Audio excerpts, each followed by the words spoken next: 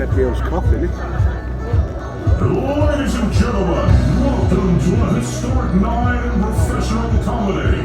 For the thousands in attendance and the millions watching at home, let's get ready to rumble! Introducing, fighting out of South East London, England, weighing in at mind your own fucking business. Standing at 5'7" height and width. Described by school teachers as wearing me behind and everything, including puberty. Known to his friends as Bobby, known to his enemies as that cunt with big teeth. Known to his wife as all balls, no dick.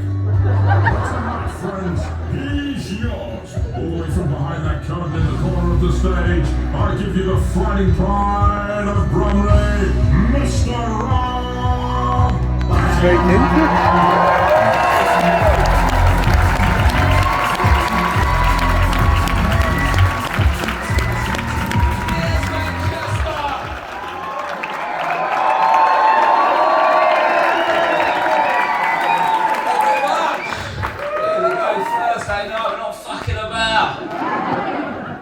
The traffic don't move in this city, but we've made it.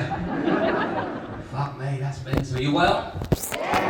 It's very excited to be out here doing stand-up, favourite things to do. Excited to be out of the house. It's a very busy house, so it's nice to be here. In a way. Welcome. I'm not going to go straight into it. It's just got here, shall we? There's always a big build-up in it, but no one starts work immediately. I've got to fucking grind in a little bit.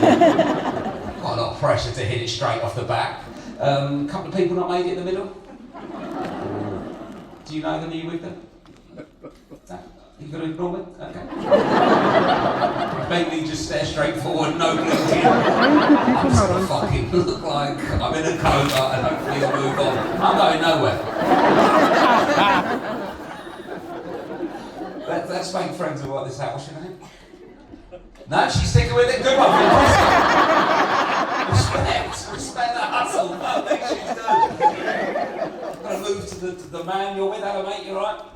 You're good? Okay. You didn't want to go with her philosophy of completely non-committal, ignoring the situation. You'll have a conversation. Okay, mate. Don't mean to. Okay, seems a bit aggressive. Fair enough. Have a conversation. Sinners on it. What's your name, mate? Will, welcome to the show, Will. The show's called Giraffe. I'll explain why it's called Giraffe later. Who's this lady with you? Will, can she speak? I've not embarrassed myself by humiliating someone that is mute. She's completely mute and deaf, that's why she's a big fan. Brought her along. Can she speak? She can, cool. What's that? She complains a lot at home. Oh, she's stick the boot in while nothing's going on. The guy's puffed his feathers up, and if she's not going to talk, I'm going in too fucking far. And is your wife? Yeah, what's your wife's name? Oh! Hello, Jenny! Decided to join the fun, have you, Jenny? Sorry, it's quite full on, but you are front row. I'm not mean, I'm just trying to say hello. And how long have you been together, Jenny? What was it? Sorry, man? Will, Jenny, how long have you been together, Jenny? 10 years. Kids? 1 2-year-old. Who's got the 2-year-old? Your mum. Okay. How old's your mum? It matters with babysitting. How old is she? 63, right, you've got a good few years left, don't you? Let's face it, if you have kids, be near anyone that will have them, normally your parents, isn't it? Because my parents babysit, my dad's 81, not really fit enough to do it anymore, if I'm honest with you. He walks in, I'm like, fucking hell, I bet he can stand up without farting and falling asleep. Fuck, I don't think this is safe, but I want to go out. She's 9, she can look after him, it'll be alright. Just taking your car keys, Dad? You're not driving them fucking anywhere at 81. Busy. I should introduce myself properly. For people who don't know, because I'm aware that some people come here because there's a spare ticket. Some people with 2 tickets didn't even fucking bother. You know, like you've got your arms crossed, mate. Looks like your wife's brought you. You're not convinced. What's your name? Sean. How's it going, Sean? Not bad? You got it for a Christmas present about 2 years ago, was it, probably? Went on sale fucking ages ago. They just forgot. They think I was coming next year. And how are you, Sean? You alright? Yeah, no, do you sound quite tired, are you? Or are you just a relaxed guy? Always tired? Okay, what do you do, Sean? What? Police? Okay. Sean, that's why I like that. Keep your head down. Don't say that. I suppose if you lied, it would get worse for you, wouldn't it? It didn't work well for Jenny with the old novel. And this is your wife? No? Okay. Do you know this lady? So what are you looking for? Where are you going? You've got another one down there, have you?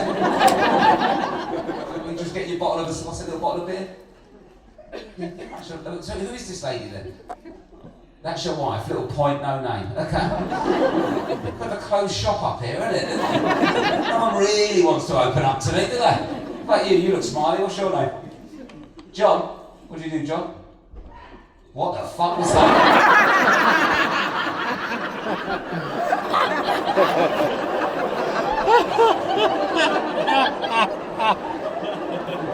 You can't be sneezing like that. You just got terrible news, or what was that noise? Is that how you sneeze? What's that? A giraffe.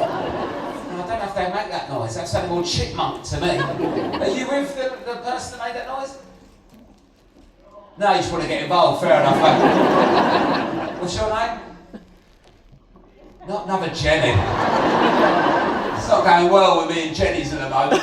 Was that how you sneeze, Jenny? What the fuck's going on, Jenny? Is that hay fever? How often you popping one of them out, Jen? You have to speak up. Jen, I've never known anyone to sneeze louder than they speak. Yeah! Now and again I sneeze. Yeah! It sounded like I was going back in. Fair enough, Jenny. Well, anyway, I'll introduce myself to 39, married, 2 kids, 2 dogs and a cat. Right? Quite hard to enjoy your life under those parameters, but I'm having a bash. Life is fucking busy. That's the stage of life I'm at. A 9-year-old and a 7-year-old, it's fucking logistics 24/7. There's always something to fucking do. Get them to school, get them from school, preschool clubs, after school clubs, spotty tight day because some charity think they need a quid. No one's got a quid. I'm not had a quid for about 10 years. I'm trying to fucking content plus play the teacher on the fucking head with your credit card. Fucking bang, have a quid. Then you've got to get them from their school clubs, then it's the weekend, then they've got weekend clubs, they've got their birthdays, their friend birthdays, they've got to take them around their real dads every day.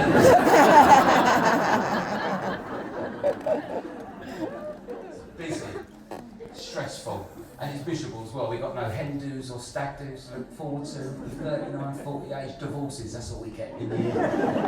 Just having to go around your mate's house and listen to their fucking divorce.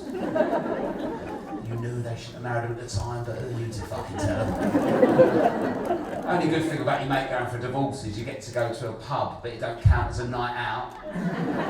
I'm just helping my friend with his mental health, actually. If I have to have 8 pints and watch the Champions League, then I will. He's a good friend. Sometimes you don't want to stay out though. I'm just going to have one and go. Fuck off, mate, I'm out. Get another one. I'm going home. Where to? There's no fucking home. I'm not getting divorced, so fuck that. Lou might leave me, but I'm going nowhere. I'm locked in. I'm happy to sit next to her till I die. That's marriage. Find someone you're happy to sit next to till you die. No chance. No chance I'm getting divorced. Looks like it. Looks like hard work. I think I'd just rather have loads of stuff with someone I hate.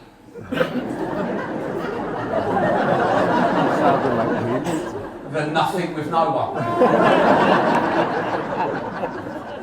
Just get 2 different tellies in different rooms, grind it out till they're at uni, that's what I'll do. The old school way, old school. I don't know what Lou would have to do for me to pull the trigger on a divorce, to be honest with you. I could come home from work, grafting my nuts off, walk in, go into the front room and she's in there having sex with Josh Widdicombe and Romesh at the same time.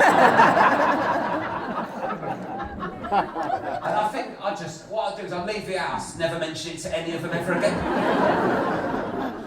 Just delete it from my brain. I couldn't accept that was happening. Imagine if that, I'd go on the arse if all those 3 relationships fell apart and there's a podcast, the TV running, marriage. I'll be in the jungle quicker than you can say kangaroo bollock. I'll be dancing on ice, I'll be wanking off Greg Wallace on MasterChef.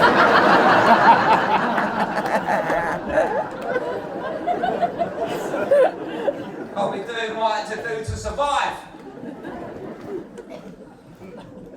If Lou did have a divorce, I had an affair, I would have to respect the hustle of finding the time, to be honest. We're up against it. We've just basically got a to-do list until we're dead. That's how I like it.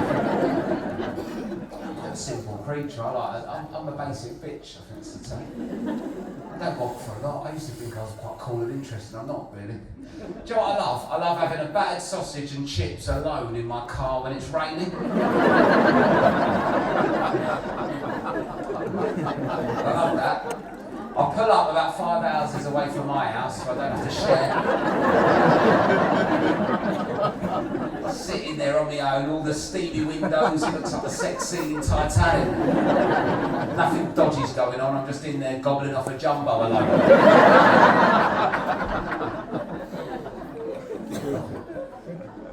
Like weekends, all I really want to do at the weekend, right, is watch I want to spend time with the kids, but I want to watch the Saturday football kick-off, the 5 o'clock football kick-off, then the Sunday games. I don't need a mate, I can do that alone and sober, just leave me in a room, I'm fine.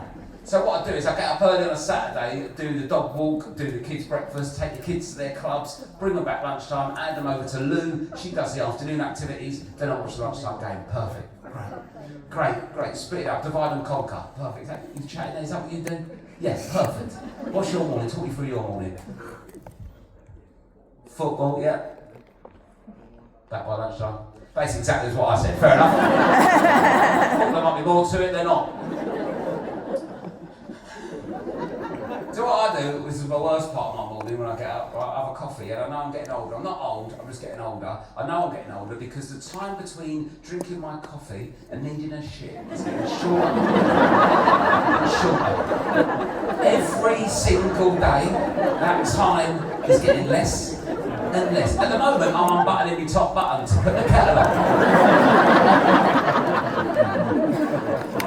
I've done the maths at 63, there's no point drinking. I might as well make the coffee, walk to the toilet, pour it down flush. Let's start my day. Anyway, so I did at lunchtime, I'm back to try and watch the football. They leave the house, yeah? I go in the kitchen, the cat is in the cat carrier. Right? No one's mentioned the cat, I've not seen the cat. Now it's in the cat carrier, I'm looking at it going, well, he's not got in it himself, has he? What's going on here? I text Lou, cat, question mark. She replies, vet, exclamation mark. That's it. 20 years ago, that's how we're fucking talking now, isn't it? No, love you, how are you, kiss you, like, cat, vet, fuck off, get on with it. I'll be back at 4, get down the fucking vets now. All I want to do is watch a football, get the cat, go to the vet, give the vet the cat, he goes, what's wrong with it? I go, I don't know. I've got no idea, mate, I've been sent. Wait, it's your cat, you must know what's wrong with it. I'll be honest with you, mate, I don't even remember getting it. I'm hard pushed for its name. I see it twice a week, it flashes its arse and fucks off. Yeah, what's wrong with it? I don't know, you're the vet, you tell me. They give it the once over, it's always stressful at the vets as well, because there's that awkward question in the air of how much? How much? Because we love our pets, don't we? But we've all got a max bid.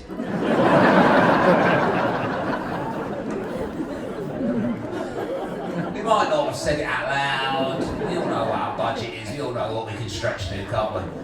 Because we do love our pets, we also love holidays. Sometimes it can be lumpy, can't you? You know, how much is that? £6 grand? £6 grand? 6,000 what pounds?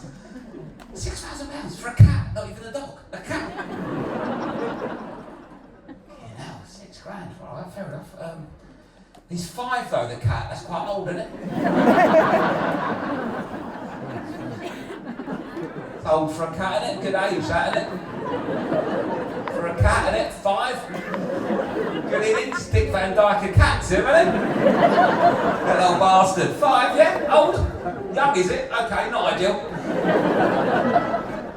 Imagine it'll be quite an intrusive surgery and a bad rehabilitation for him. No, you're a full recovery. Brilliant. Not ideal either, actually. Luckily, this visit, 80 quid. Needed injection. And I thought, do you know what, 80 quid, let him live.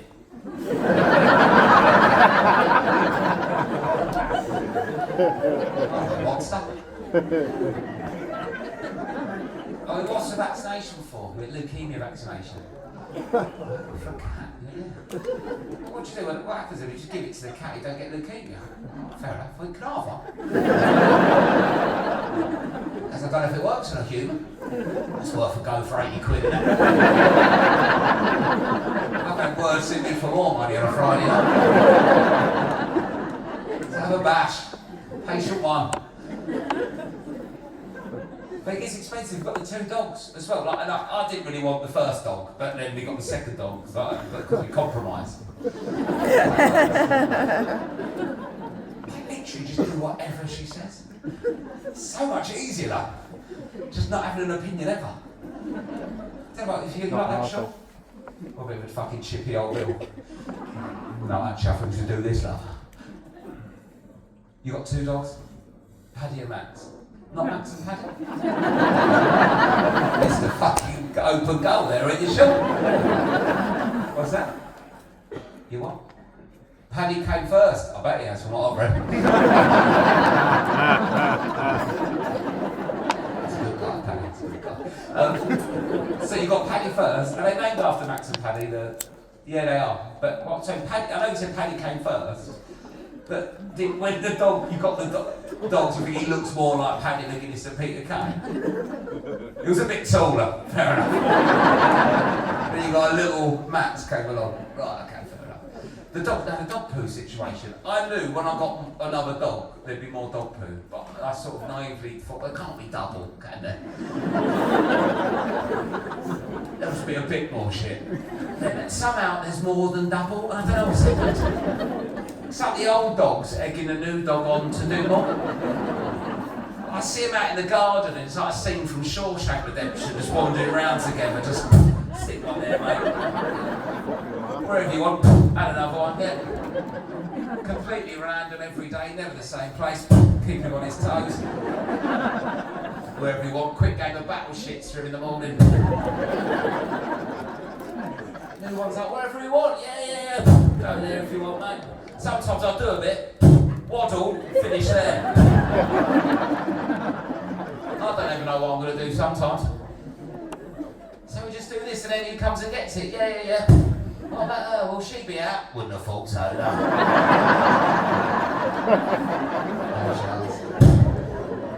Just you, me and him, I'm afraid. Surely she'll be out. He's away on tour for 3 weeks. Nah, no chance, mate. We'd have to be up to her fucking waist for her to put the bag on her head. We'll be wading for it before she's out. It's a prize for me to get back to. Tell you what, I don't like picking up the dog shit, but a frozen dog shit, yes please. Love that. I think I prefer a frozen dog shit to no dog shit.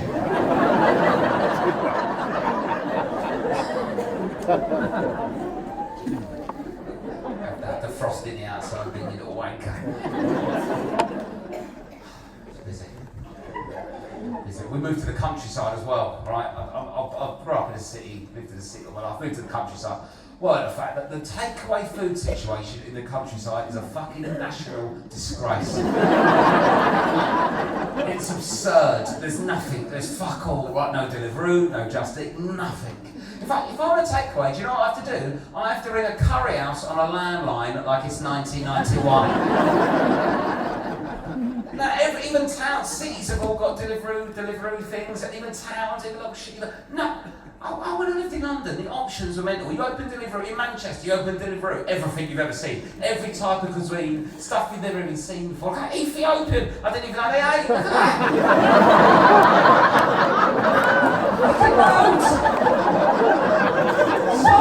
Look at sides. Ordered it, turned up, empty bag. I was fucking living.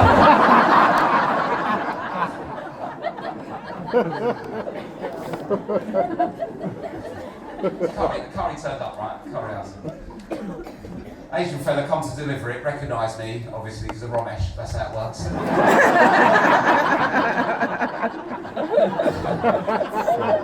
I'm not saying I wasn't popular with the British Asian community before working with Romesh Ranganathan, but since it's gone through the fucking roof. They love me. Asian people love me. I think I'm Asian people's favourite white guy. I don't know what the competition is. Any Asian people in there with a white guy a lot more than me? Any white guy a lot more than me? Thank you.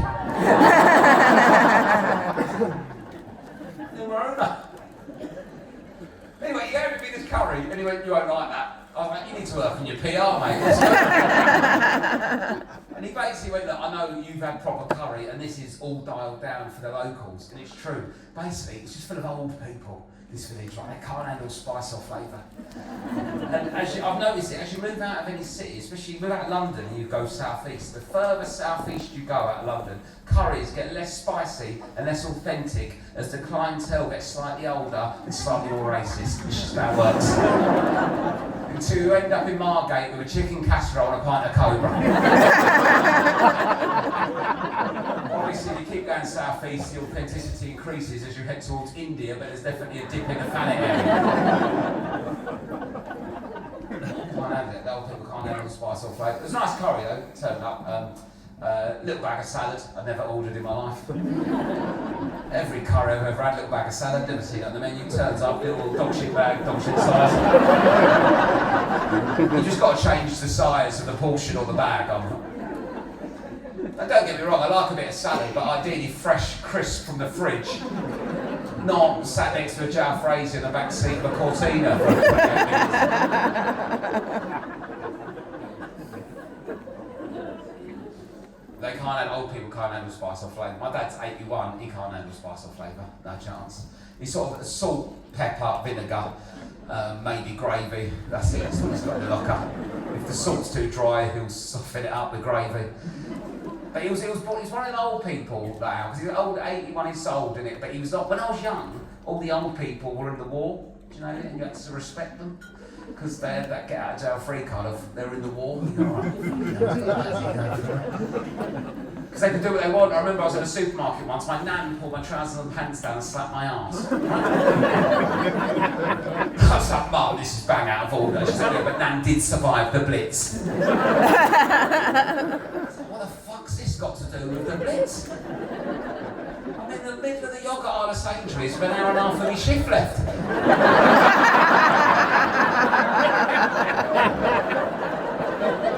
Come on, Mum. Can't blame Hitler for that.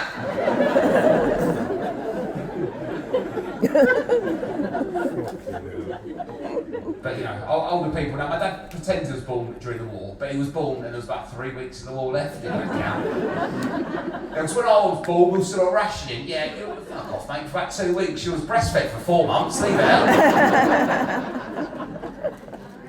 I can't handle spice or flavour. I went to the curry house with him and my brothers, and I've got 4 brothers. There's 5 of us in the family. My dad was married before. He had 2 kids, and married my mum, and had 3 more kids. We're a bit of a rough and ready family. My dad's a bit South East London, bit geezery, got the gold, swallows on his arm, tattoos. You know, the bird, not the word, obviously. A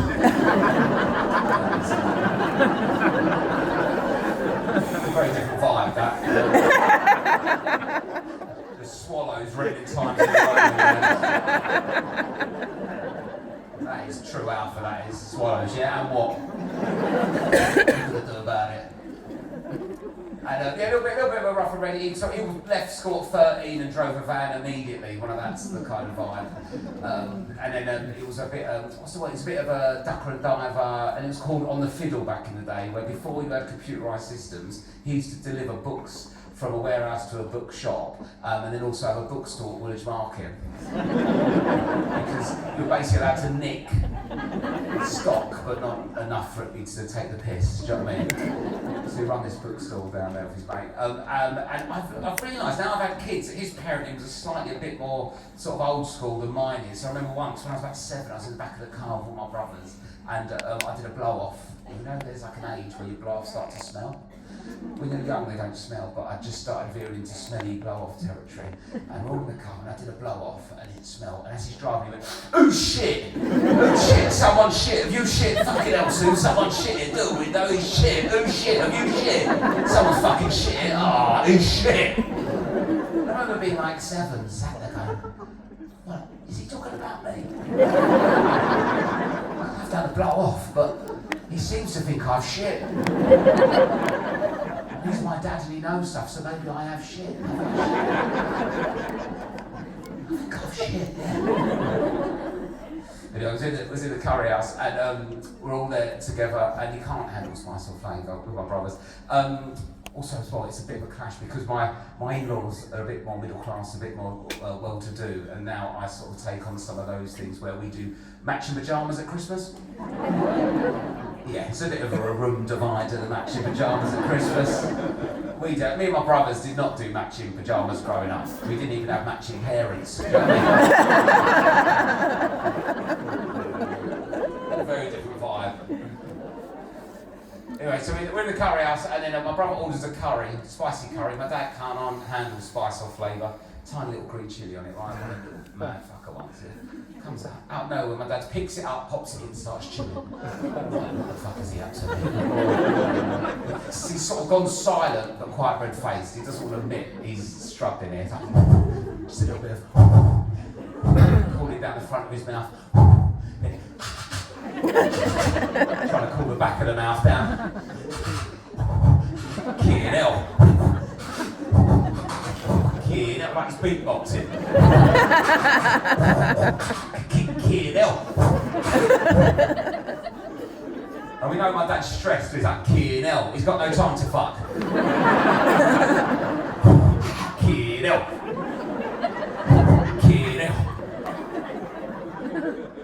Dad, what do you expect? You just put a green chilli into it. Green chilli? I thought it was a sugar sap pea. What kind of curry house is knocking out one sugar sap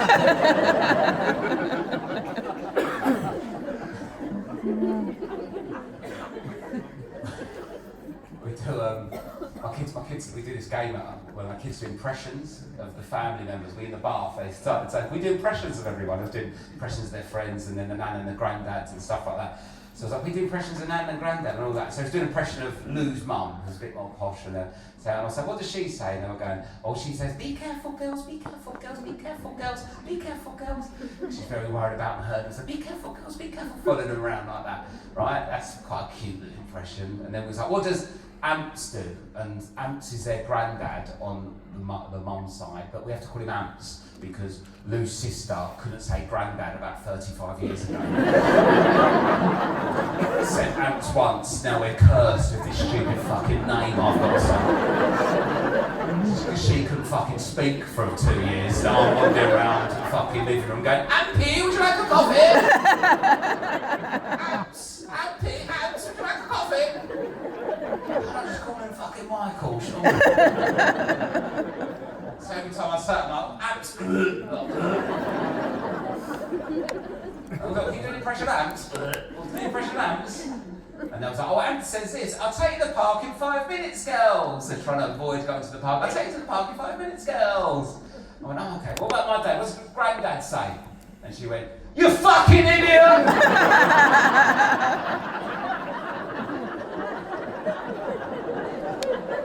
Half time's taken a turn.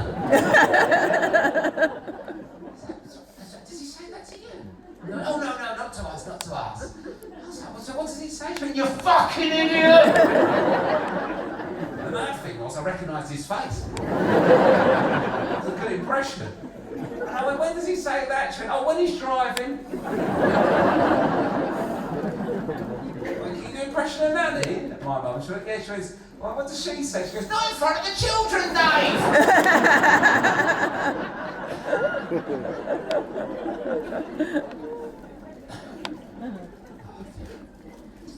I was like, my dad's 81, but he's probably would be the youngest in my village if he moved in. They're all well fucking old. I'm struggling in the countryside. The takeaway food situation is not acceptable. The country lanes are so fucking narrow. It's petrifying. I've been there 2 years now. I still can't get used to it. I don't get... the mad thing is, I don't mind it being narrow. Why is it so fast? Right, 60 miles an hour. 20 miles an hour in London. Central London's 20 everywhere. Right, massive wide bridges in a capital city. 20. You get down my way, it's a fucking blind corner, tree hanging out. 60. Off you go. Put your foot down, you pussy. Come on. It's terrifying. I can't do it. I'm at 45, sweating, and there's an 18-year-old and a 206 up my arse flashing me. Got his headlights coming through my nostrils. It's awful. And I wouldn't mind if, like, on these tiny roads, like, it was like brick walls. It ain't. It's just a shit bush. It's a shit bush that you can't farm. I've watched Clarkson's farm. You can't do nothing with it. It's just shit bush. Massive wide shit bush. And then 20 miles of fuck all. I'm like, these greedy farmer bastards. Give me a sliver of it, will you, mate? Sell me the bush, for fuck's sake. I've done 500 quid on wing mirrors since I moved in. All I need is half a mile of that from the main road to my house, please. I'm too busy protesting about having to pay tax on a £10 million farm.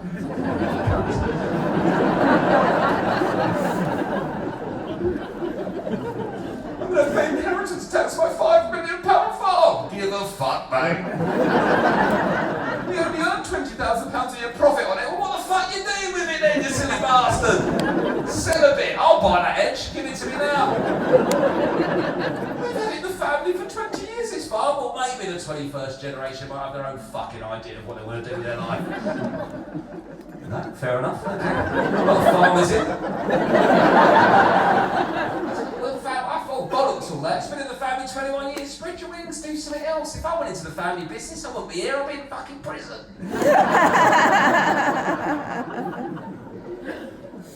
Something new. The animals, I'm struggling with the animals in the countryside. I knew there would be animals, but it's still quite a shock. I watched animals and thought they would, but when you've grown up in a city, I used to think I could beat up a deer. I used to think, until I saw one, I'll take my bins out, I've got my wheelie bits, and it's quite scary, it's darker in the countryside than the city, right? It's fucking well dark, right? Tracking the bins out, I can hear rustling in the bushes. I thought, I'm getting jumped for me wheelie bin. This is going to be a zombie knife for a wheelie bin, eh? They were. I took to the bushes, 2 massive deers. I shit my pants. They are fucking massive. Like 2 Tyson Furies staring you out. Staring through you. They've got no soul in their eyes, a deer. They stare through you like 2 sniffed up scaffolders at Ocean Beach. It's awful. And the noise they make,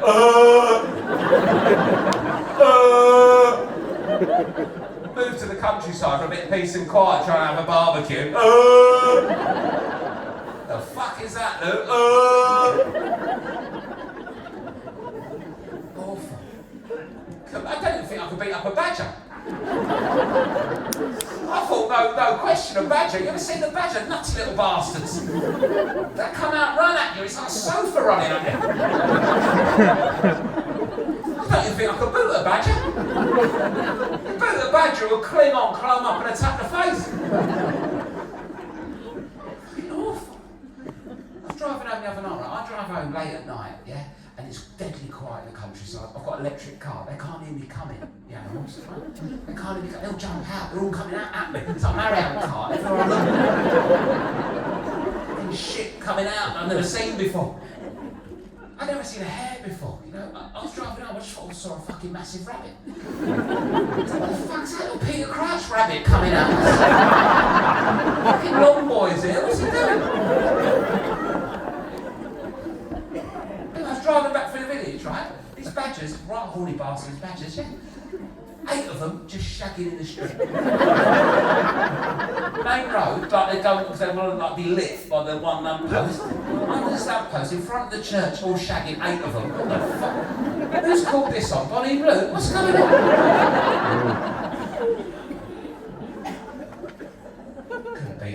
Couldn't even kick a badger. I don't want to kick a badger, do you know what I mean?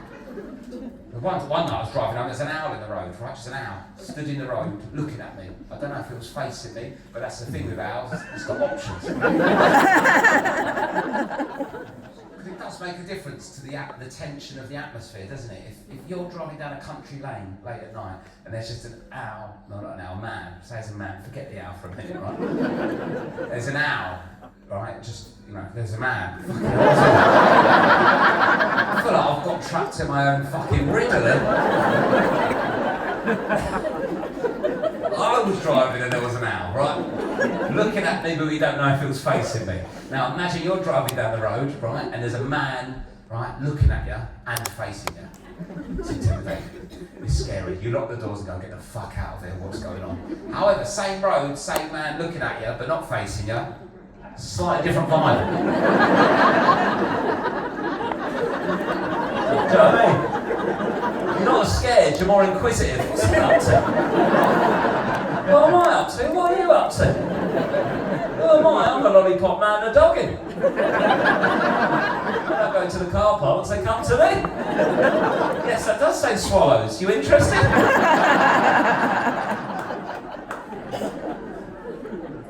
Anyway. The owl would move, right? And I'm like, fucking hell, mate, it's now a little lane. Like, give me a chance, you've got the sky. Get out of the way, give me a... So I flashed it, and it didn't move. That's like international sign. I was like, on your way, I flashed it. Did nothing, but then I thought I hurt it. I thought I hurt it because I flashed it. I flashed an owl in the eye with my full beams. You can't do that. Not with a new LED full beams. I felt well bad, my eyes can't handle a full beam flash. I've just done it to a fucking owl. They've got massive well good eyes, haven't they, owls? So these eyeballs are going to fall out sizzling in a minute. I want to be the guy of blinded owls. Chris Packham would be turning in his grave if he was dead. Turn the phrase, isn't it? I don't think he is dead, he wasn't dead earlier, but if he dies tonight, the finger's going to be pointed at me quite rightly.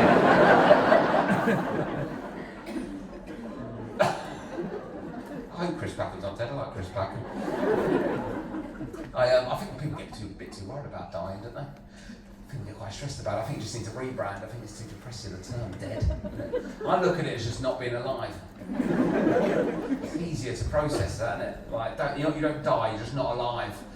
You know, because before you were born, you weren't dead, were you? And then come alive, you just weren't alive. Am I wrong? When we're dead, we're just not alive. Before we were born, we weren't alive. And I weren't alive. I've been not alive for ages before being alive. I was not alive for well long. Loads happened. Big Bang, Joan of Arc, Jaffa Cakes, all sorts. Loads of stuff happened when I weren't alive, and I don't remember it being too stressful. Didn't seem too hard graft to me, you know. I actually think the hardest bit's been the old alive part for me. Not alive, we're fine. Go on. Cause I think you don't live forever either, do you? Something you see like that 93-year-old bloke trying to cross the road. You look at him, you think, I don't think he wants another 8 years of this, does he? He's had enough. No? Okay. Well, I watched the news anyway. I might not even make 98. The climate, I don't know about you. I watched the news the other day, and there's the climate crisis where we've got to get the world's temperature down by 3 degrees. You aware of this? Oh yeah, which seems doable, but I think it will be the older generation that hold us back. Like, my mum and dad can't get their front room temperature down by 3 degrees. They've got one of those electric thermostats, the fire's on, the windows open, my mum's in a sarong beading up, they're all over. And it's hard in this country though, isn't it, to care that much about the climate crisis, because we're not the really cold bit or the really hot bit. You know what I mean? We sort of know if the world was to end in 100 years, in about 60 years, we'd hit a sweet spot where Manchester's fucking lovely. Dry, 28 degrees, if you could time Your retirement with the end of the world for the you fucking nailed life. Imagine getting that 10 years before you're dead. Fuck it. Plastic straws, give a fuck, mate. We're on the way out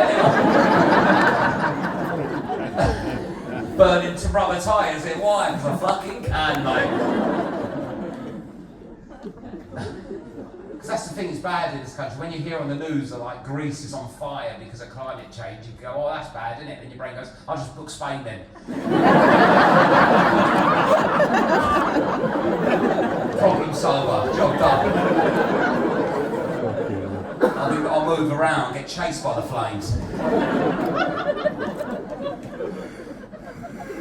But I don't think, it annoys me, I like watching Blue Planet, but they always put when they put Blue Planet on the telly, they put the fun bit with dolphins having a laugh at the beginning, then at the end it's like the sad bit where there's like a fucking tin can on the fish's head drowning. Fucking hell, like, Edinburgh, I've got to go to sleep, mate, give me a chance. Can't we start with a sad bit and then finish on a high? That's why I do my recycling, because I watch that programme. The last thing I want to do is, I've not done my recycling, I'll turn it on, one of my Pete Jonkins on a sea turtle's name. I've not cleaned it out properly, and he's trying to lick the last bit of apricot out of it, and I'm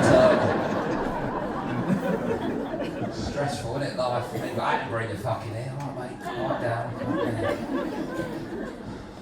So I love Attenborough. We all love David Attenborough. I love David Attenborough, but I do think he's getting too much love for the latest series. Let's face it, he does fuck all now.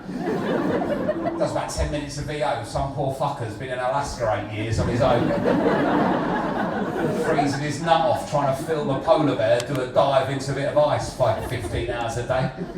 No signal, not spoke to his wife and kids, and he's been sent to Africa next week to film a fucking hummingbird head but a wasp in slow-mo. Not a peep of a shout out. Attenborough's at the NTAs of Adnan Deck. Fuck off, Attenborough.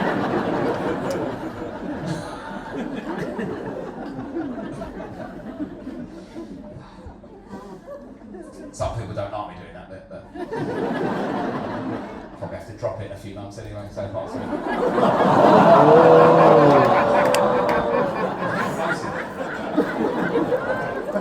he's not going to be dead, he just won't be alive. That's fine now. I just think with the climate crisis, I think the way to do it is we need to put a bit of an arm around the shoulder to convince us we're doing well, because we have done well with the environment. Remember the hole in the ozone layer? Remember that? Every week on Blue Peter, Connie Up was up in my fucking grill, telling me about the old, telling me about Tracy Island, telling me Richard Bacon's on coke, all that. Every fucking week, Tracy Island, Richard Bacon on the sniff, hole in the ozone layer. Every week. Why is there a new dog? Don't ask. 6 grand. Hole in the ozone layer, Richard Bacon, Tracy Island, that was it, every time. I was terrified of this hole in the ozone layer. I weren't using deodorant because we all thought it was aerosol. I was doing fucking sponsored runs, I was in a bar full of beans, all sorts, trying to get this fucking hole shut. Couldn't sleep at night with the ozone weighing heavy on my head. Anyway, the other day I went, what the fuck happened to the hole?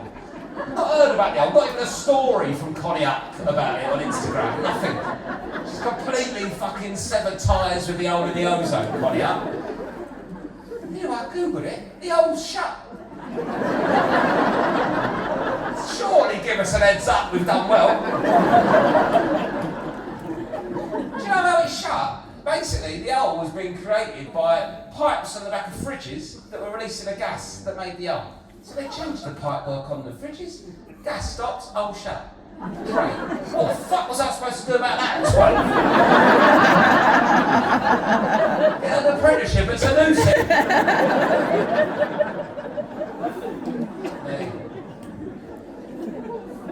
I had a stressful time though. I had a stressful time in my teenage years, right? It was very stressful for me, so maybe I was more angry than I should have been. I pubed up really late. Very stressful. I was a teenager, got my first pube at 17. That's too old, isn't it, for pubes? Bald dick doing your GCSEs,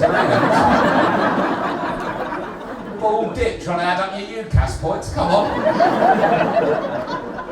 Horrible little fun bit down there, look like a man's little toe on me groin. Nothing happening. I And I wanted pubes back. Don't you want pubes? When you're a kid, you want pubes. What about it? I've got pubes now. I don't show off fully pubes. When did you get pubes, Sean? Can't remember. Fucking Pubio Iglesias down there. Pubed up at 12 probably. 17 I was, 19. Got pubes now, like I say. Don't want to show off. Loads actually. Quite hairy beard, hairy chest. Got an hairy back. I don't know if that's pubes or not, but it's starting to be nice and cracked up.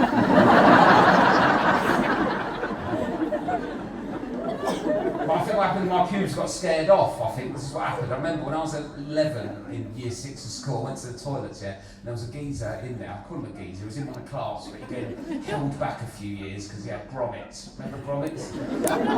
Being at primary school, when kids have an ear thing that they need to have treated and they can't hear very well, so normally they hold them back a couple of years so they don't miss any education. Great, really good idea. Problem is, he's been held back, his body's basically in year 10. The sideburns were a giveaway. I stand next to him at the toilet, get my tiny little dick out, and look over. To this day, the hairiest, thickest dick I've ever seen. Honestly, I could sketch it from memory. Pubes like pipe cleaners. I've never seen anything like it. I look like Hagrid going for a dive in heather. I think mine saw them and just retreated for a few years. We need to sort out the toilet situation. The toilets we're sent in are a disgrace. The fact that in some places we are sent into a room with strangers to line up against a metal trough where we all get our dicks out and everyone can see everyone dick and everyone can see a reflection of our mangled dicks in the metal trough. A disgusting trough you wouldn't even let a pig eat out of. And you go there, and the trough doesn't take the piss, it sort of comes back at you faster than it left your body.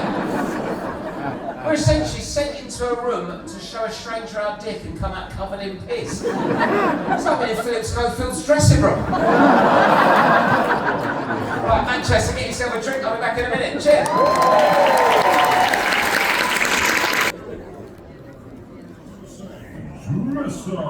Didn't need saying that, did he?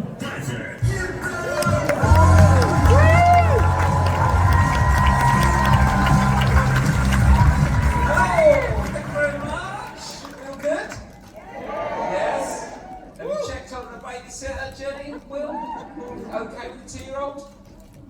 You'd rather not ask, you just fucking nothing. No news is good news. Fair enough. Oh, that crouch didn't even notice you come in there, like a couple of fucking ninjas. Good work. You've moved down, were you late or did you just move down from the back? Because you saw the gap? Moved down from the back because you saw the gap. Respect. You feel a bit sneaky there. You're annoyed now I've called it out. That's good though, it's good, clever decision making. What's your name? Mark, hello Mark. You're like, who are you with, Mark? Wife Hannah. What about these guys? So do you stick down as well? Yeah, yeah. I thought you came as a 4 but 2 separate 2s. Fair enough. Where were you, Sam? Just the row behind. Fair enough. Slightly closer. Oh dear. And when you get back, is your mum staying over with the baby or she got to get back home? She's staying with you. Okay, fair enough. Does she live far away? You're staying at theirs. Oh, okay, so, interesting. And what's the gap? Do they live quite far away from you guys? They live in Salford. Where do you live? Knutsford. Okay. The way you've answered that, if you was like an hour and a half away, now I'm trying to fucking Google Maps Knutsford to Salford in my head. How far is that? 40 minutes ago. It's not too long. So my mum and dad live an hour and a half away. They moved down to Margate from London.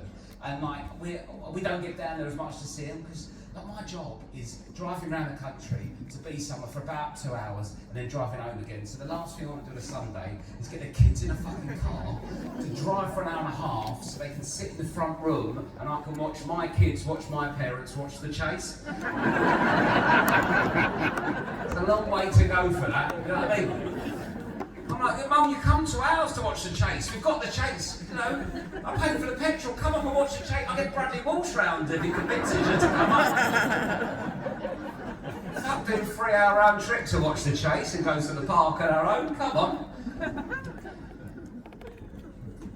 go, yeah, it's a long way up for us to drive. Your dad's getting older, your dad's getting older. Do you know what I mean? It'd be nice to see the kids. Like, he's getting older, I'm not. He's the one who has to pull his finger out. I don't give a fuck. I've got ages left. Come up here. Try to run for once and chase a fire. There's 10-year age gap between my mum and my dad as well. So my dad's 81. They met when they were 19. My mum was 19. Let me get that clear.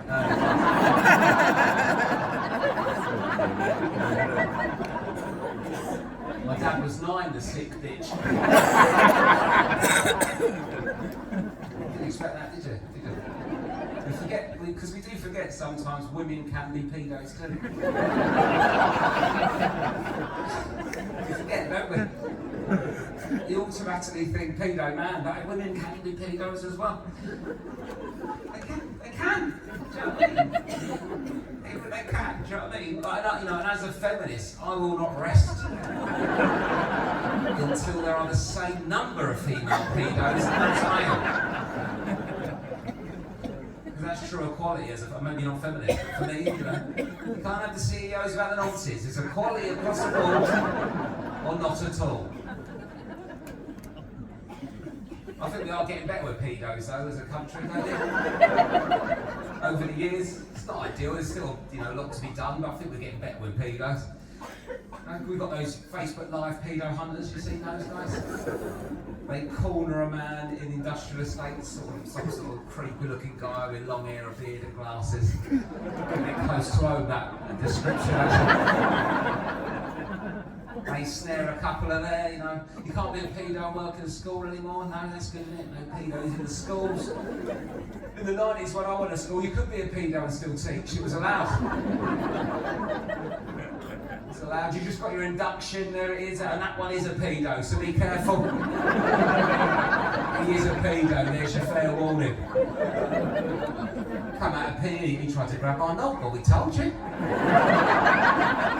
can't mollycoddle you forever. He was fair warned. Do you know what I mean? Look back when my dad was at school in like the 50s, no one was telling you which one was a pedo. Carnage, chaos, you have to find out for yourself. Terrible times in your life. No more pedos on the news anymore. BBC got rid of Hugh Edwards, that was good, wasn't it? Yoink, off he goes. No, want him back? What kind of reaction was that? Good news, he's off the news. Good back in the day, BBC, pedo, come and have your own show, Jim. Can't you, mate? Let's go. It's good, times are changing. We're getting better. Justin Welby had to leave the church. He resigned because there was another pedo in the church. Poor old Justin Welby, Archbishop of something, and then he's had to leave the church because another pedo. And I like the church, to be honest with you. I think it's good. I think lovely buildings. It's nice for people to have faith. They do great stuff for the community. It's just the kid fuckings to fly in. It's always been the thing for me. I'll bring it back. It just spoils it, doesn't it? I've worked out what they should do. If you put me in charge of the church, Archbishop Beckett, this is what I'll do. So I think they just need to get a handle on it. I just think the church should just go from now on, if you're in the choir, 18 plus only. No kids in the choir. No more choir boys or girls. No, we're not doing it anymore. Just do that for 10 years, see how you get on, right? It's got well put in. Surely. Do you know what I mean? You've got to think about these things. I've got 2 dogs, right? I've got 2 dogs, and if I'm getting a steak or a bit of meat out of the fridge to get to room temperature before I cook it, I don't just leave it on the side. I put it up higher so the dogs can't get to it. You can't set your dogs up to fail.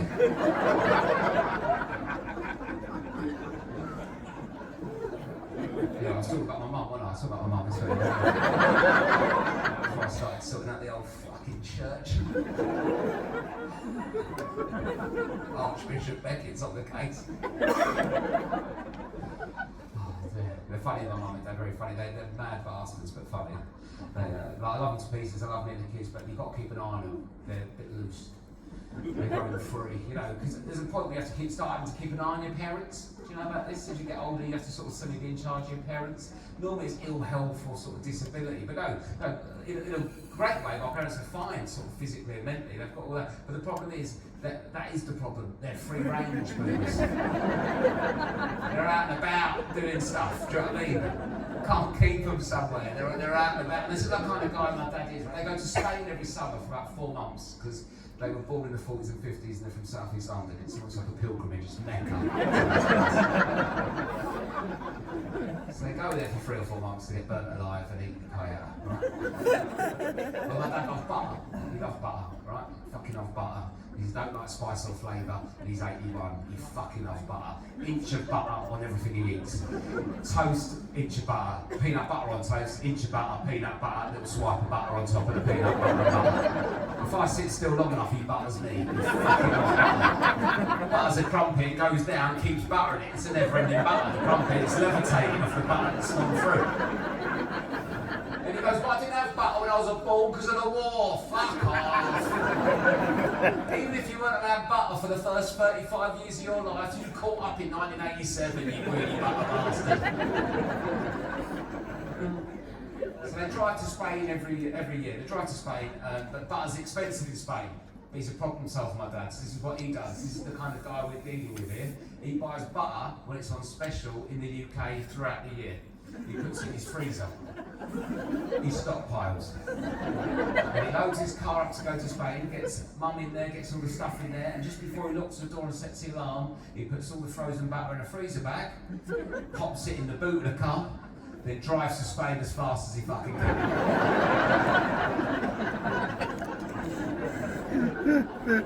It's defrosted by Calais. And there's on the A7 down to Mercia, 100 miles an hour to try and get it in the fridge before it melts again anymore. It's the kind of people we're dealing with, right? And they're very free spirits, very relaxed. They don't really think things through fully. For example, they go to Spain. I went to visit them in Spain. I went there because they go to Spain for summer in the south of Spain when it's 50 degrees and come home to Margate for Jan and February. Taking their chances down in front, slipping on the black ice, getting blown back into the front door. That's just the way they like to live. I get to Spain, I went to visit a few years ago, it was August, got there 48 degrees, I'm like burning alive, they've got no aircon in their apartment, it's like a fucking mini oven, right? I get there, they're laying in direct sunlight like 2 fucking lizards. They fucking love a tan. They're the most tanned white people you'll ever see, to the point it's bordering on a race hate crime. They are so tanned, if you left my mum and dad in a Spanish market, they'd be sold as luggage. And it's just lying in the sun, and I went to visit, and it's 45 degrees, he's 81, she's 71, just there like that, like his dad's skin's hanging off him, true love's there in tattoo, Doreen's there, my mum's called Sue. Laying there, direct sunlight, sunbathing, 45 degrees. I was just looking at them, I thought, this is how they die, innit? There's no way they can survive any more of this. This is how they're going out, and I started thinking, well, I've saved money cremating them, won't I? They're half done, no way anyone's going to charge me full whack for these two. He's half done, he's medium rare, you take the piss. I could do his forearm in a fucking air fryer. 10 minutes, 240 megazone, that'll be done.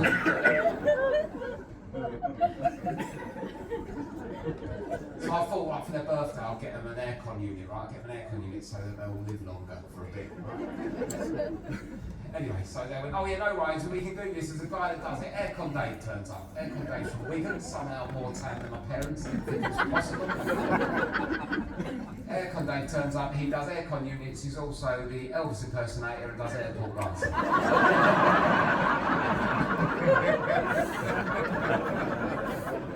Now, I don't know what brought him to Spain in the first place. I imagine crime. So he turns up to install the aircon unit. I'm there. My dad's watching him do it because he likes to chat and a watch. My dad is not very handy, but we'll have a couple of fucking opinions. Stood there in a pair of flip-flop swimming trunk, top off, eating bread and butter, looking. Aircon Dave does it. He comes to me, I'm paying, it's a birthday present. It's €700, right? Comes over with a card machine. €700 it says, and underneath it, £600 sterling. I go to pay the €700 because Martin Lewis, money saving expert, he says when you're abroad, paying a local currency on the card machine, your bank will do the exchange rate. Do we know this? Yes, thank you. I thought we all knew this. Aircon Dave looked very perplexed when I offered this up. Because also, if Martin Lewis says it, I do it. Because I don't even care if he's wrong. At least I can fucking blame him when it all goes to shit. Whatever he says, I do. Martin, I need better credit rating. What's that? Put my dick in a pot noodle? Not a problem. En route to Budgeons quicker than you can say Bombay bad boy. So balls as well, or just shaft and helmet? What are we doing, Martin? Boiling water, not a problem, mate. Oh! Soy sauce in or out? What are we doing, Martin? Do you mind if I maintain eye contact, Martin? I'm struggling here, mate. Just want to get that credit rating sorted. Shame really, it was just a phone contract I had at 17, paid it off but never shut it down. So, Aircon Dave gives me the card machine, right? Put the card in, go to press €700. He goes, what are you doing? €700 paying local currency because of Martin Lewis. Yeah, that's 100 more. You what? Yeah, that's 100 more. 100 what more? You're paying 100 more. Wait, no, I'm not. Yeah, look, 700, 600. Yeah, well, it's 100 more if you're going off shape, yeah. But, yeah. I don't know if it's 100 more yet because they've done the exchange rate. Well, what's the exchange rate? Well, I don't know, my bank will do it. Well, yeah, but what even is an exchange rate? What are you talking about? Well, it's all bollocks made up by big bank and government anyway, the exchange rate. I mean, what kind of Andrew Tate shit have you been swearing? Well, I don't understand what an exchange rate is, but I know it exists and that's how we live. I've been told to go local, I'll do it. And he went, yeah, but you don't know you're paying too much. And my dad pipes up, like, what's he doing eating an apple? What's going on? And he's like, he's trying to pay 100 more. I went, I'm not paying 100 more. He's going, don't say it, don't pay 100 more. Well, I'm not paying 100 more. And he's like, I've got more money and sense in paying 100 more. Well, I'm not paying 100 more. Them flash bastard paying 100 more. He went, don't get it, does he? Don't get it. You're the one who don't get it. You fucking tits out, you silly bastard. Said the last explain. I'm sorry, but I can't take financial advice from an 8-year-old man with his tits out. Not anymore. Not since that sauna with Alan Sugar. Never again. But they'll ring me sometimes with sort of like, they've got great intentions, but like, because all they want is the kids. They love the kids in the grandkids, they want us all to be happy. My mum rang me and was like, right, Rob, I'm going to do equity release on the house in England. I'm going to do equity release. I've read this article, but basically, if I don't do it, I want to get equity release from the house so I can treat everyone and look after everyone and just make sure everyone's treated. Because I've read this article, basically, if we don't do equity release, if one of us gets ill, the government will basically take our house, sell it, use the money to put us in a shit care home and fuck us. Is that a direct quote from the article, Mum? It's all getting flustered. I went, look, calm down, Mum. Right, look, calm down. First of all, you don't need to treat us. We're all doing all right. It's all fine. Don't worry about it, right? And secondly, forget if that may be true, but let's look at our situation. Let's face facts. If you need to go in a care home, I'm paying. You know that. I know that. My brothers know that.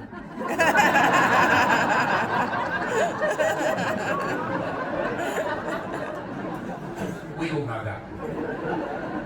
I'm footing the bill, which is fine, right? Because I'm on the telly. And even if I didn't like you, I'd still pay for the care home for the good publicity. Because I couldn't, it would affect my career too much to have you on the front page of the Sun sat there like, oh, abandoned by my boy. We're surviving, just sucking the butt of my husband's side. So don't you worry about that. Don't do equity release. If you ever need a care home, I promise you, I'll get you. I love you to pieces. I'll get you the best care home money can buy, slightly closer to my brother's house than mine, right? Let one of the sister-in-laws be the hero, yeah?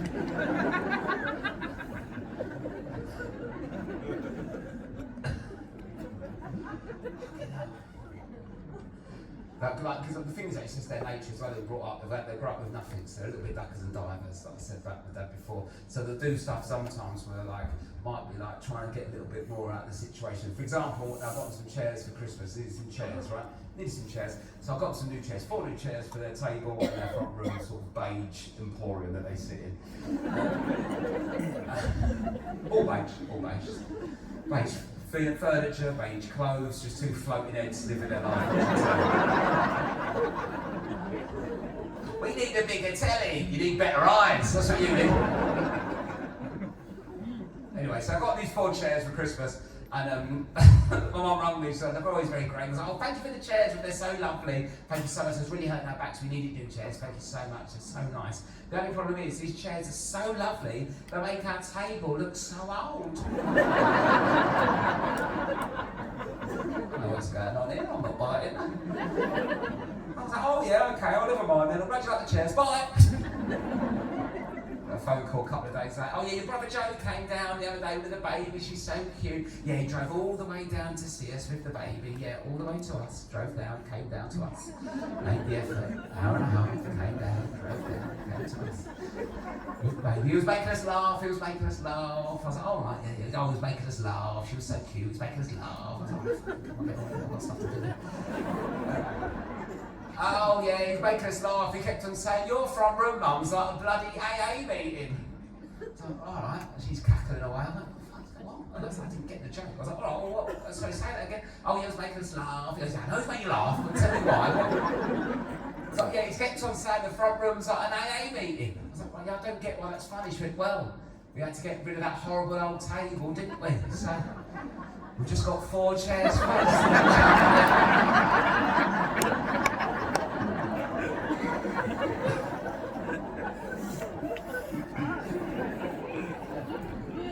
Oh, fair enough. Okay, never mind. Okay, cool. I don't need to think that I'm tight and I don't look after. I took them to Australia with me when I went on tour. Went on tour to Australia. My mum's brother lives out there. I thought it'd be lovely for them to come and see me on tour in Australia, visit the family, and have a lovely trip. Because they're getting a bit older, it'd be nice for them to do that. It's a long old way. Anyway, so we flew business class, Singapore Airlines. I've never been business class before. It was a lovely treat. It was a great experience to do it with them. Obviously, had to have the chat with my dad about stealing stuff. He immediately stole the headphones on the flight, because they're slightly better headphones in business class. We arrived in Singapore, where he showed me his headphones. Oh, I've got the headphones, all proud. And I was just like, Dad, you have got nothing you can plug them into anywhere in your life. There's nothing you can plug these headphones into.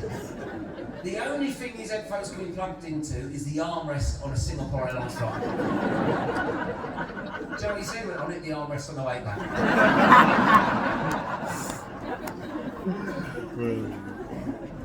You do that when I was a kid. I remember when I was little as a kid, if you liked a cup or a glass at a restaurant, you just put it in my mum's bag. She didn't even know he'd done it. I'd see it and be like, shh, and then I'm 8, shit myself, thinking the SWAT team's gonna fly in. They're gonna get pulled over on the motorway for the fucking stolen mug. Anyway, so we're flying to Australia, and we on the plane. It's amazing. They've got nice food and drink, and it's like the beds all going down like that. They're having a great time. Those two are sat together there. I'm on the side. I'm trying to get some sleep because I've got the feeling as soon as I land, I'm getting a bit of sleep like that, right? And as I'm asleep, fully asleep, I feel something on me, right on my mouth, like a sort of wet, meaty, warm thing in my mouth, right? And you know when you're half asleep, half awake, you're like, this is bad, but I don't know what to fucking do about it, right? I'm not fully awake, and I feel it like on my lip, and I open my eye, as I look over, my dad is leant over the aisle of the plane with a bit of lamb and a fork, rubbing it on my mouth.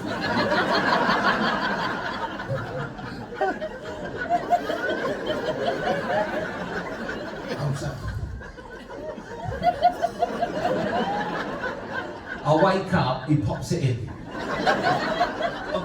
Half choke, he went, have a bit of that lamb, son. Best bit of lamb I've ever had in my life. Eat that lamb now.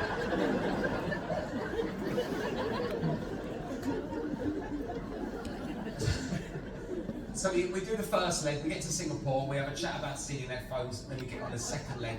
Singapore to Sydney, 12, 13 hours, something like that, long old flight. We were on that flight for about 4 hours, and you'll know, when you fly to Australia, you leave on a Thursday, you arrive last Tuesday.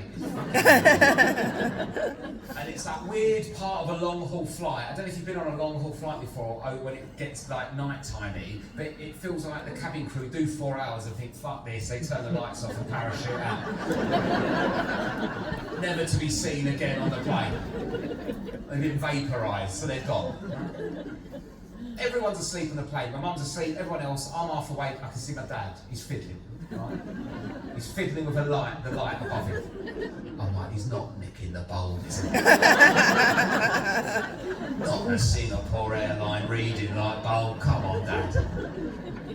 But he isn't, he's just trying to turn it on. And he turns it on, and this beam of light comes down on this darkened plane. It looks like he's about to sing a ballad. The grey-haired Susan Boyle getting ready to... Oh, dreamed a dream of Sangleman. So he's lit up. He's got something in his hands. I look over. He's got his pillbox out Monday to Sunday.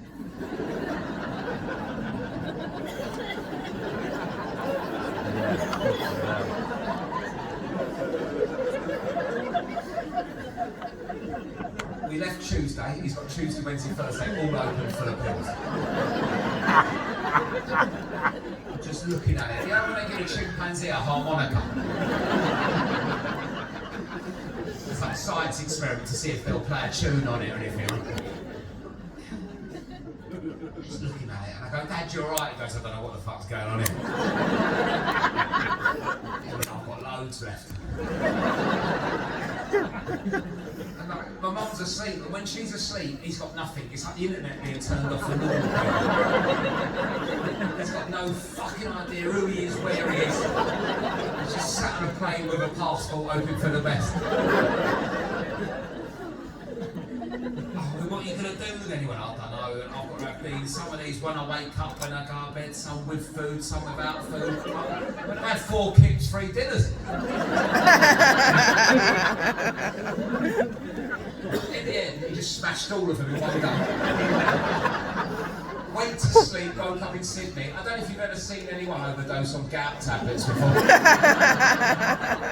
We arrived in Australia, Big Toe was like a fucking raisin. Couldn't keep his flip-flops on. The Aviana's coming off here soon. Che Guevara's slipping here.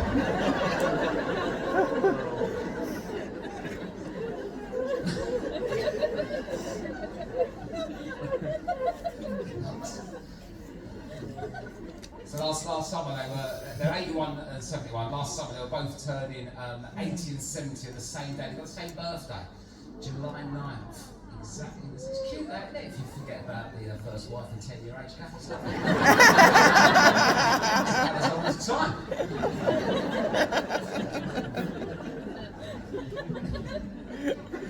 It's quite sweet. It's on the same day, right? And so I rang him about January time because I'm so booked up and busy with the tour and the kids. It's probably one of the busiest points of my life I'll ever be of busyness. Always trying to plan ahead for like what we're doing and stuff like that. Because I'm busy and I'd say they have got fuck all on. Nothing. Fucking nothing. My mum's on holiday in August, her bag's packed April. 3 months every night taking the hand luggage case off the bed to go to bed.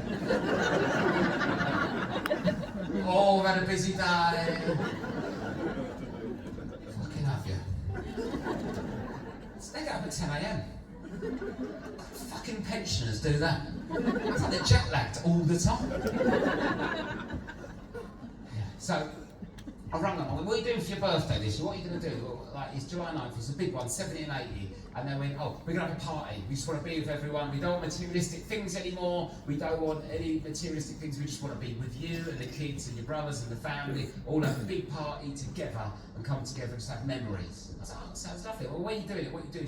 Well, we're going to have a party at the church or in Margate. Right? Oh, fucking hell.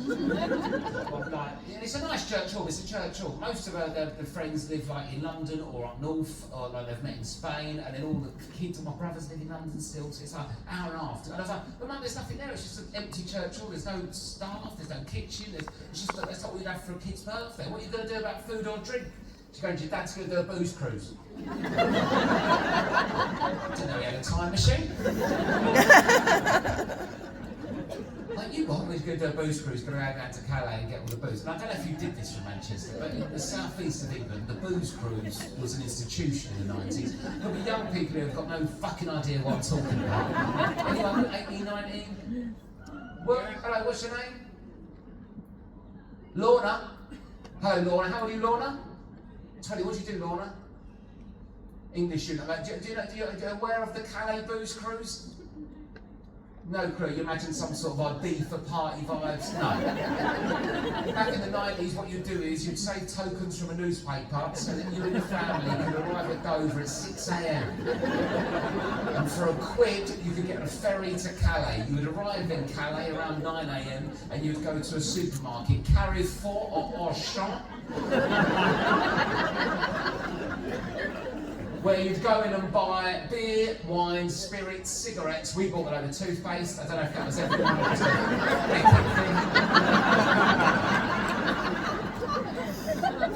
You'd load the car up and then you'd get back on the ferry to go to Dover, arrive at Dover about 8, 9 o'clock, drive home and then unload and put it in the shed at the end of the garden. And that, Lorna, was cheaper than going Sainsbury's for some reason. But that hasn't existed for about 25 years. But my dad seems to think that he's going to go over there and it's going to keep going on. But it doesn't exist for a number of reasons that they probably voted for that we're not going to go into. You can't send an 81-year-old to Calais on his own in a Nissan Qashqai to stock up. You'll get fucking lost. He'll have to illegally enter his own way back in. Think of Dad, 81-year-old bloke, creeping on the underneath of a lorry to get back in. What's going on here? So I thought, you know what? I've not got him an idea for a present yet. So I said to Luke, why don't we organise a party for him? Because I thought that'd be a nice thing to do because they want a party and then we could be in charge of it. And that way as well, I don't have to drive down to Margate on a Saturday night and drink a warm Saintman there in a church hall. So we've organised, we found this beautiful pub in Greenwich called the Trafalgar. It's right on the river. It's really beautiful by the old Naval College. It's like a pub that me and my brothers used to drink in, that I think they used to drink in it. It had an upstairs room that we could hire out privately, and I was going to do all the food and drink and put my mum and dad in a hotel around the corner. All their friends could come down for the weekend in London and have a beautiful summer weekend party thing for their 70th and 80th. I thought it was great. It was quite a lovely old English pub. The old English pub, an American tourist would jizz on sight when they saw it. Oh my God, it's so British.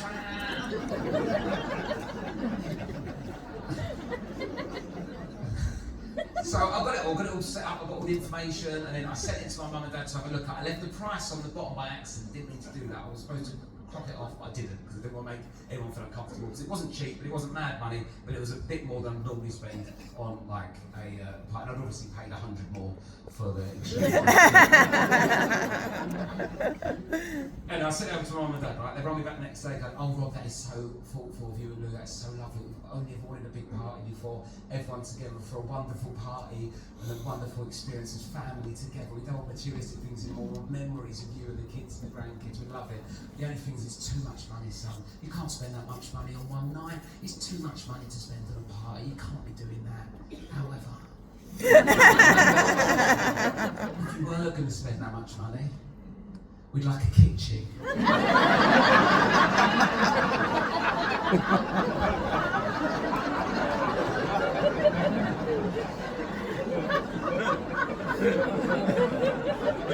And this came to a bit of a shock to me. It's not normally how life works, that, is it? If you, like, mate, if I said to you, do you want a pint, you wouldn't go to me, no, but I'll have a portion of chips over the road if you want them. And I was a bit like, oh, okay, all right, whatever. I was a bit taken aback. Okay, I'll speak to you later about it, right? And I think I said, oh, maybe if it's the same amount, then maybe then if you need a kitchen more than you need a party, right, bye. Anyway, that was January. The next day, I got an email quote from Howden's Margate.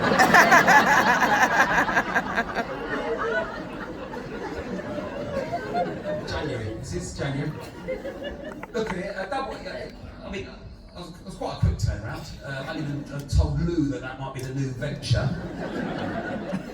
Double the price of the party, but that's by the by. Don't worry about that. Who cares? I look at it and I don't really know what I'm looking at. My looks a bit lumpy. This is quite expensive, this kitchen.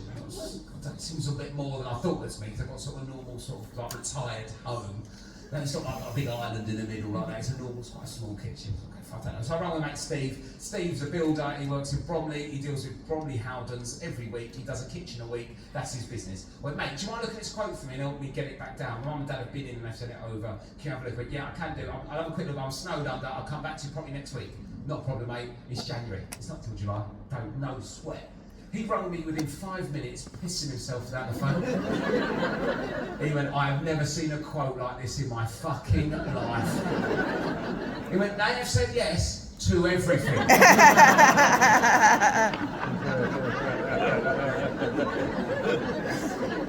He goes, there's things on here, I don't even know what they are. Well, there's 37 LEDs here, Rob. What is it, a spaceship or a kitchen? What is it? One of them's floor-to-ceiling cupboards. My mum's 5'1". I bet you ain't having a cupboard you can't fucking reach. Might as well stick it on the roof. One of the drawers, right? I think it was just a cheeky salesman trying to upsell pensioners, yeah? One of the drawers, yeah? Integrated cutlery divider drawer, 400 quid. What the fuck's happening in that drawer for 400 quid? Little AI borrower man sorting out the cutlery for it. 400 quid. I don't know about you, but if I need to divide cutlery, I'll go to IKEA, get a plastic thing for 4 quid, go home, open the drawer, and I integrate it myself.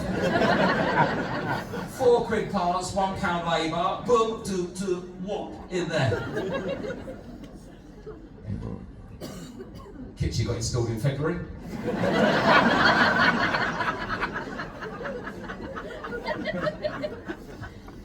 Just in time for the July 9th birthday. When I sorted it out, and then we had like a bit of an argument over the design of the kitchen, where my mum wanted instead of handles, grooves on the cupboards. You know, ones where you sort of put your finger up and put it open like that. Those sort of groove ones. And we had them on our old house, and I said, oh, just so you know, you get loads of horrible finger marks and thumbprints everywhere, because no one knows how to do it, and it's a bit sticky like that. And also, they're quite hard to open, because you're just using those bits rather than just a proper handle like that. You know, but that's what I want, that's what I want. I said, yeah, but just as you're getting older, especially the fridge, you struggled with my fridge to open it, didn't you, without the handle. So I just think, as you're getting, you know, basically, I don't want a fucking kitchen when your fingers go in about 8 years. And future-proof, it might be good to handle it, because we struggled that, and then I was there with my girls, and then my mum got all stressed, she went, I don't want no handles! And my kids pissed themselves laughing. She went so cockney, it was almost like a Victorian interpretation. It's like she's in 1,000 Blows with Stephen. I don't want no handles! And my kids pissed themselves laughing. I don't want no handles! Right? So my mum used to be called Nanny Seaside. Do you know what her name is now? Nanny Handles. All of her own makeup, yeah? I don't feel like I've just moaned about my parents the whole time, even though I have. But I think it's understandable everyone gets frustrated by the parents. It's just human nature. I imagine you all get it. Does your mum drive you nuts? You're going to have to write up tomorrow in Knutsford, aren't you? They're going to do something weird at breakfast, Will? Yes, they will. What does she do that's weird, Will? Just moans all the time, okay? Non-specific, quite generic. I think you and Jen are going to have a little chat about that later. In what way does she moan, actually? Parents, they do wind up. So I was thinking, like, I'm going to annoy my daughters, right? They're going to, at some point, you know, and I thought, how can I not wind up my daughters? Because they're going to get to a point where they're going to be like 40-year-old women, super brainy, super intelligent, their own lives, their own kids, their own families, doing what they do, okay? And I don't want to be their dad, 8 years old, in a pair of swimming trunks with his tits out, telling them what to do. So I thought, how can I I not wind them up? I was like, well, I just need to be less annoying generally. How will I be less annoying? Or to be less annoying, I need to be less wound up and less annoyed by things to make me become annoying. What are my triggers? I found out what my triggers are. I don't like anyone in authority telling me what to do. Never been good with teachers or bosses. You do this, you do that. It's fuck off. I don't want to.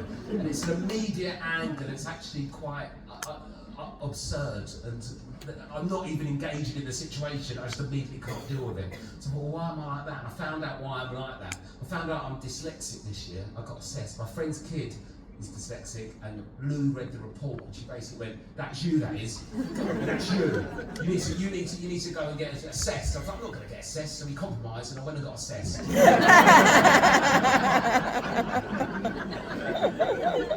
found out I'm dyslexic because I didn't know, because my brother's dyslexic, and he was told at school, but I was told at school I wasn't. But we've got different types of dyslexia. There's 2 types, I think. I might be wrong, but the 2 types I'm aware of is my brother's got the type that he can't really read or spell or do grammar very well. If he tries to spell a word, he'll spell it, then put his hand in a Scrabble bag, grab some letters and go, "Fucking have that and all."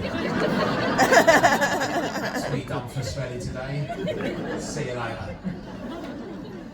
Where my spelling and reading's okay, not great, but I've got terrible working memory. If I read some information, I can't compete. I can't keep it in. I can't learn like that. If someone tells me what to do, I can't. It's straight out my head. I remember when I used to work. That's why I hated bosses, because I felt like they were having a go at me. I was just shit because my brain wouldn't keep the information. So I'd be like being told what to do, and I'd be just looking at it, going, right, well, this person's going to talk at you for a bit. We'll know the important bits when his eyes get wider. We won't be able to retain the important bits, so keep nodding, be smiley, try and distract him with humour, and then when he leaves, we'll sort something out. And I basically realised that happened at school as well with the teachers, and I've completely manipulated my entire life, so I don't have to be told what to do by anyone, and I have to follow no instructions. I just bowl out, chat shit, hopefully people turn up and fuck off. That's essentially my entire career plan. And so I was doing this dyslexia assessment thing, and then I realised like that's why I had a problem with teachers, because they was telling me I was thick and I was lazy and I wasn't trying, but I was, but my brain worked differently. And I noticed it when I sat down for the assessment. This lovely lady called Lynn on Zoom, and she was a teacher, and I immediately got stressed. It was a teacher-pupil relationship, and I couldn't deal with it. I was getting all hot and all sweating. I fucking hated her straight away. Lynn had done nothing wrong. I fucking hated Lynn. I hated everything Lynn fucking stood for when she was sat on Zoom. And I was so stressed, because basically the assessment is 2 hours of being fucking shit at everyone asks you whatever they ask you to do. So she was giving me these assessments and challenges, but I just couldn't do them, which was showing that I was dyslexic. But she knew I was dyslexic within the first 5 minutes. 1,000,000%. It was the equivalent of being on my driving test, 5 minutes in, I'm on the curb, I've mowed down 2 pedestrians, there's blood on the windscreen. And he's like, "Yep, drive on, mate, we're going to reverse around the corner in a minute, let's keep going." So I'm struggling away, right? I'm struggling really hard, and then basically doing it, and I can't really do it very well, it's hard work. And then she basically tells me I'm dyslexic, yeah? Now she tells me I'm dyslexic, but out of nowhere, I didn't expect this, I got like deeply emotional when I just burst into tears. Not like a little sad comic relief tear, I'm talking guttural, 2 days in Amsterdam on mushrooms, fucking unleash the dragon ayahuasca shit, like vomiting emotion out of my eyes, my head, like that, and then Lynn's like, "Are you alright?" I was like, "Yeah, I think there's a deer in the garden."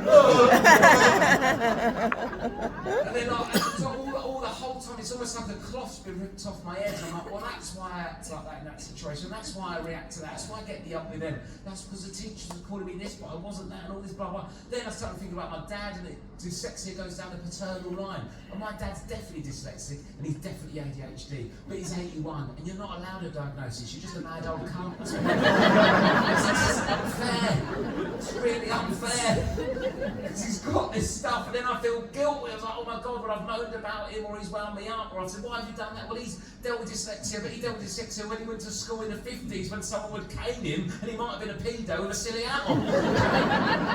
And now he's got all this, so I feel really guilty guilty, and then I'm upset, and then I'm all these emotions in my head. Then I'm confused. I'm like, yeah, I feel bad for my dad, but then just because he's dyslexic, it doesn't mean you should shout, "Ooh shit, have you shit at someone?" Shit. It's not a symptom of dyslexia, is it? Screaming, "Have you shit?" at a 7-year-old? Come on.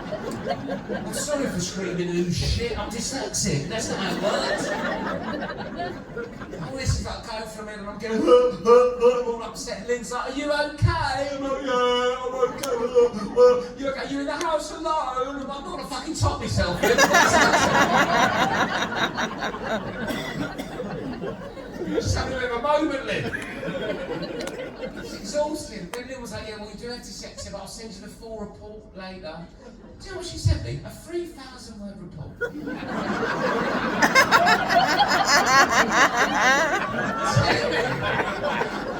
What's wrong with me? What to do about it? Have I read it? Have I fucked?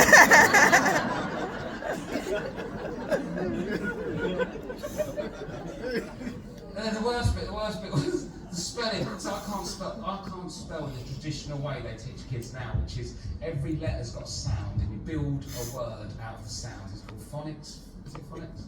I already can't do the kids' homework, right? And I can't do the phonics. So she was like, "Right, I'm going to spell a word out, Rob. You need to tell me what the word is, right?" So I said, "Right, okay, Lynn, right, no, it's okay, what's this one?" I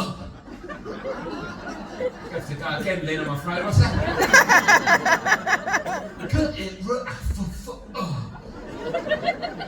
You're Zoom buffering it.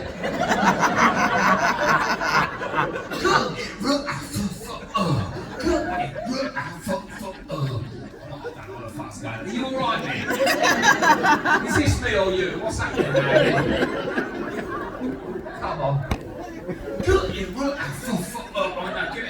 I think we've got enough. I think I've got enough. No, Lynn, let's do this if we're doing it. Give it to